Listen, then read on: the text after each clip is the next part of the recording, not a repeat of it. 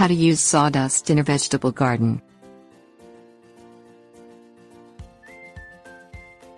Garden mulch keeps plant roots warm in the winter, protects moisture from evaporating and adds nutrients to the soil.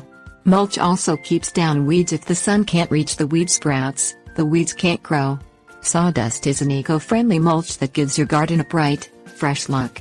Just don't use sawdust made from pressure-treated wood. Pressure-treated wood will leach harmful chemicals into the soil. Things you will need: sawdust, garden rake, water, liquid nitrogen fertilizer, watering can. Drop sawdust in handfuls around each of your plants, leaving a 4-inch space between the base of each plant and the sawdust mulch.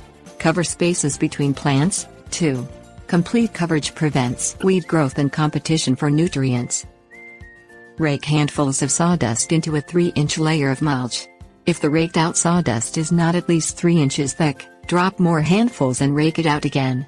Your garden should look bright and clean between plants. Add 1 tablespoon of liquid nitrogen fertilizer per gallon of water in your watering can. Water around your plants as usual. Adding nitrogen fertilizer is helpful because sawdust can cause a nitrogen deficiency in your soil.